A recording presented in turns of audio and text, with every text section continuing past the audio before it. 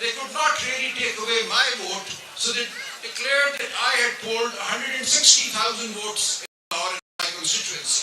This was a massive vote. This was a vote greater than any other in Lahore.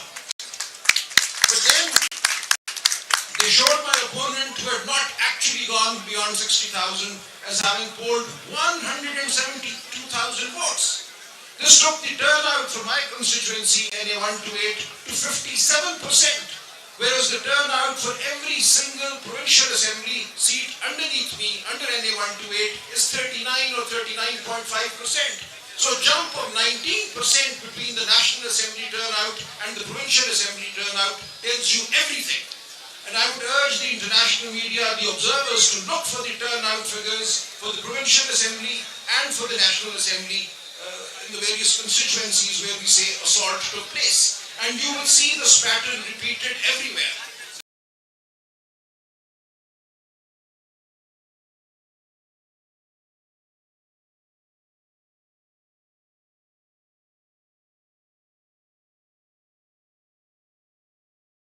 Suggest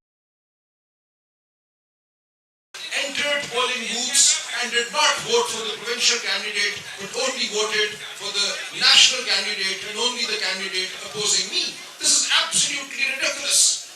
And this shows the clumsiness with which this assault was carried out. And we are taking all this to the courts, we have taken all this to the Election Commission, and we have our forms with us. Here I have the Form 45 that we filed in the Election Commission of Pakistan on the 12th of February. Nobody could have recreated these forms in 3 days. We filed every single form. We've done a detailed analysis, compared the results of the provincial assembly seats, and I urge all candidates to do that, do the hard work. And it is indisputable that there was an assault of the most drastic nature on the election process on the 8th and the 9th of February.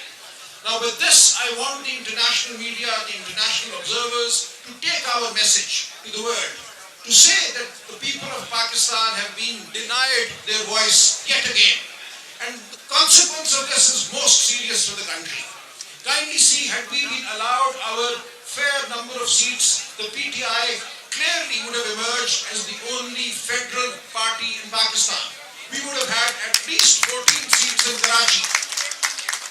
We would have had seats in Balochistan. We would have had seats everywhere. And we would therefore be the federal party that we actually are.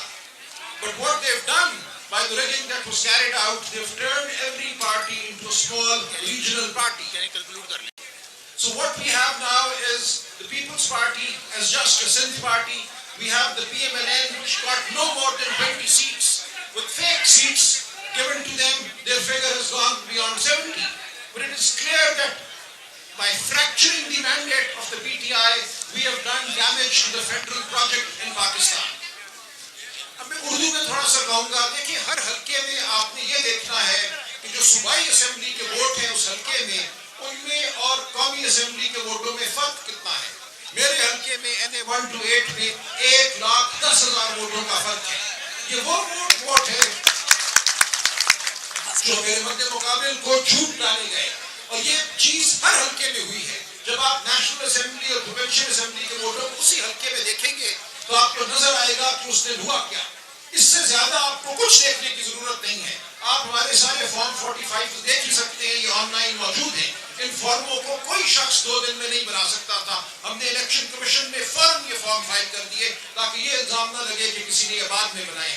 लेकिन इन फॉर्मों से ज्यादा जो फर्क है provincial और national का, वो आपको सब कुछ बता देता है। हमारा पैगाम लेकर जाइए जमहूरियत की खातिर, पाकिस्तान की इस्तेहकाम की खातिर, और सारी दुनिया को बताइए कि जब तक पाकिस्तान में जमहूरियत को मौका नहीं मिलेगा, पाकिस्तान में इस्तेहकाम नहीं आएगा। बहुत शुक्रिया। Thank you so much, Salman bhai. Now next, यहाँ हम अपनी बहन अलीमा आपा को खुशामदीद कहते हैं, और मैं कहता हूँ जोरदार तालियां होनी चाहिए हमारी